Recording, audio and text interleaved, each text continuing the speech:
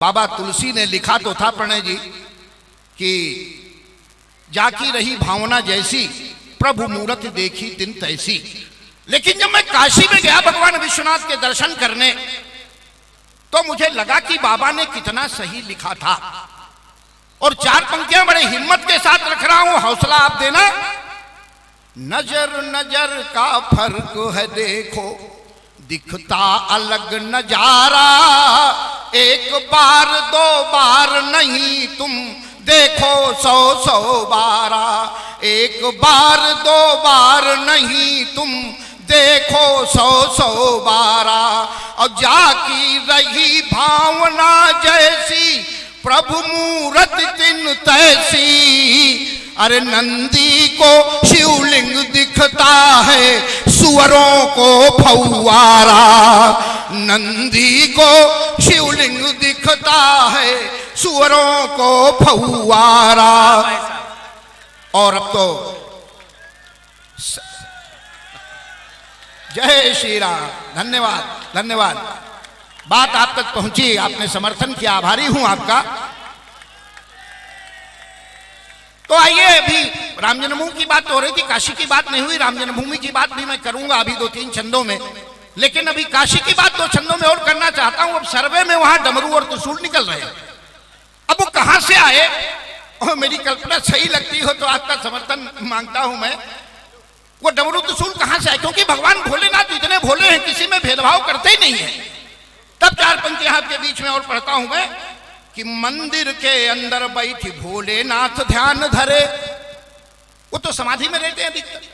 कि मंदिर के अंदर बैठी भोलेनाथ ध्यान धरे, सुन कई अजान ध्यान तोड़ कई यहाँ आएंगे। अवध प्रांत है, अवधि में कुछ पंक्तियां पढ़ रहा हूं।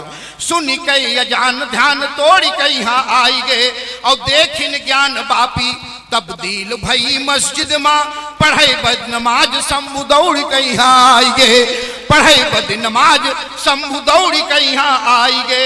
तो पद्धति पता न रहे उनका इबादत के, पद्धति पता न रहे उनका इबादत के, खड़े रहे फिर कर जोड़ के यहाँ आएंगे। और यहू देख हाथा पाई करे लागी मुल्ला भाई, डमरू त्रिशूल हुए छोड़ के यहाँ आएंगे, डमरू त्रिशूल हुए छोड़ के यहाँ आएंगे। लेकिन हमारे बाबा बड़े भोले हैं, अगला छंद सुनेगा। हमारे बाबा बहुत भोले हैं। अगर एक काम और कर दिया होता बाबा ने तो ये सर्वे और मुकदमा की जरूरत ही नहीं पड़ती, मामला तभी का तभी हल हो गया होता।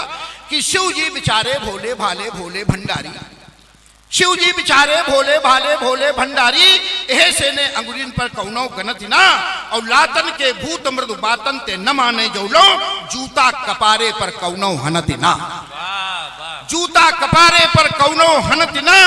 और बात जो हमारे भोले भंडारी मान लेती तो सर्वे मुकदमा के रारिया ठनत ना, और डमरू त्रिशूल के बजाय नाग छोड़ देती, डमरू त्रिशूल के बजाय नाग छोड़ देती, तो मुल्ला कठमुल्लन का भागत बनत ना, मुल्ला कठमुल्लन का भागत बनत ना। और अंत में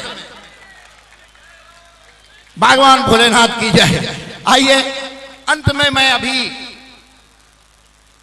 हमारे अर्जुन सिसोदिया जी ने जिन छंदों की उस समय मैं तो 18 दिन तक मैं भी राम कार सेवा में कारावास का आनंद हमने उठाया। तो उस समय एक रचना मेरी बहुत जो वायरल हुई थी, उस समय ये तो मोबाइल था नहीं, लेकिन मंचों पर जिस रचना का जिक्र कर रहे थे मैं पढ़ूं, केवल एक बंद उसका पढ़ता हूं।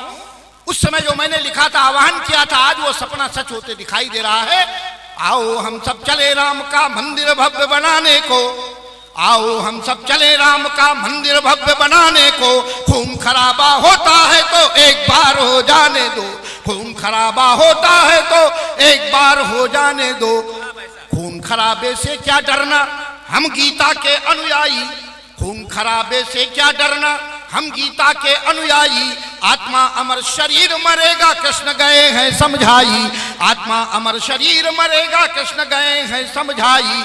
अरे डरे मौत से वे, डरे मौत से वे जो सड़ेंगे कब्र में पड़े कयामत तक, डरे मौत से वे जो सड़ेंगे कब्र में पड़े कयामत तक पुनः जन्म ले हम उनके सीनों पर मूंग दले भाई, पुनः जन्म ले हम उनके सीनों पर मूंग दले भाई। अब तक दाढ़ी सहलाई, अब तक दाढ़ी सहलाई, अब गर्दन जरा दबाने दो, खून खराबा होता है तो एक बार हो जाने दो। लेकिन प्रसन्नता की बात है कि न्यायालय के निर्णय से मंदिर बन रहा है।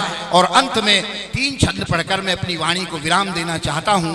यह जो 492 वर्ष तक संघर्ष करना पड़ा, लोग कहते हैं कि इस मंदिर के पीछे याद क्यों लगे, और भी तो बहुत से मंदिर हैं, लेकिन यह रामकृष्ण और शिव के जो पवित्र मंदिर है, उनमें जो भगवान राम का मंदिर है, आखिर हम उसकी बात क्यों करते हैं। एक छंद पढ़ता हूं आपके बीच में कि 492 वर्षों के 492 वर्षों के रोषो आक्रोशों का ये अनुतोष है मंदिर। 492 वर्षों के रोषो आक्रोशों का ये अनुतोष है मंदिर।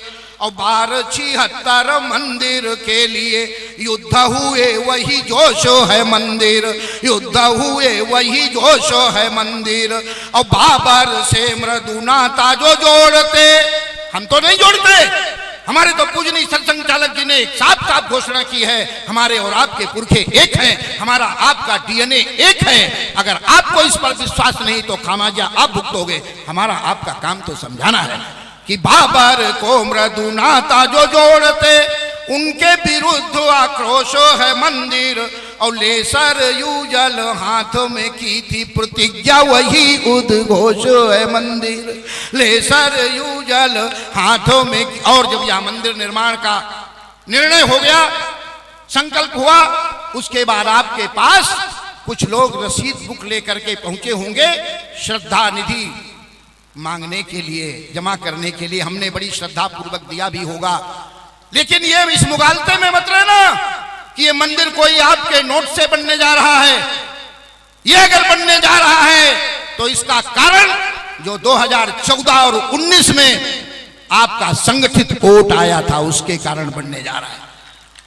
और उसी एकता को तोड़ने के लिए आज वैश्विक स्तर पर पीएफआई का फंड और वामपंथियों की सोच आज सामाजिक विघटन का काम कर रही है। तब 24 से पहले आपको सचेत करते हुए 4 पंक्तियां और दे रहा हूं मैं कि यह 370 ना हटती बटती यह कौम कहीं जो धड़े में, यह 370 ना हटती बटती यह कौम कहीं जो धड़े में।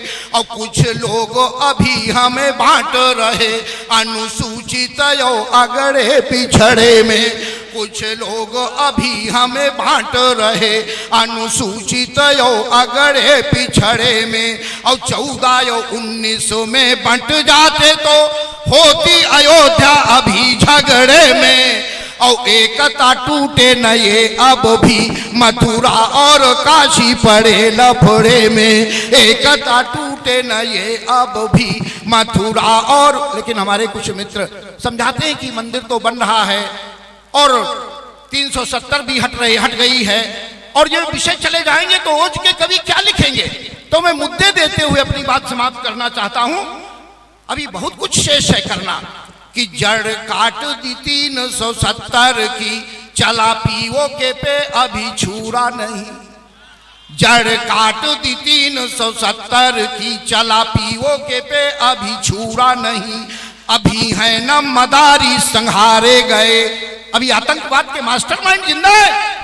अभी है न मदारी संहारे गए, बस मारे गए हैं जमूरा अभी, बस मारे गए हैं जमूरा अभी। अभी खंडित भारत है अपना सपना नय खंड का पूरा अभी। मृदुमान सरोवर बांगलायो, बिना सिंध के हिंद अधूरा अभी, बिना सिंध के हिंद अधूरा अभी। और ये सपना कब पूरा होगा? अंतिम 4 पंक्तियां देते हुए अपनी वाणी को विराम देता हूं कि मातृभूमि नहीं, मातृभूमि नहीं पूज्य मातृभूमि है हमारी, जिस दिन भाव ये प्रचंड बन जाएगा, जिस दिन भाव ये प्रचंड बन जाएगा, और जाति वर्ग संप्रदाय के तिमिर को हटा के मातृभक्ति भाव मारतंड बन जाएगा। जाति वर्ग संप्रदाय के तिमिर को हटा के मातृभक्ति भाव मारतंड बन जाएगा। और जिस दिन राष्ट्रीयता की पहचान है वंदे मातरम मानदंड बन जाएगा, और माँ की जयकार की हुंकार द्वार द्वार होगी, उसी दिन भारत अखंड बन जाएगा, उसी दिन भारत अखंड बन जाएगा। बोलिए भारत माता की, भारत माता की वंदे। तो आप सभी से अपेक्षा है हमेशा की तरह भरपूर सहयोग की।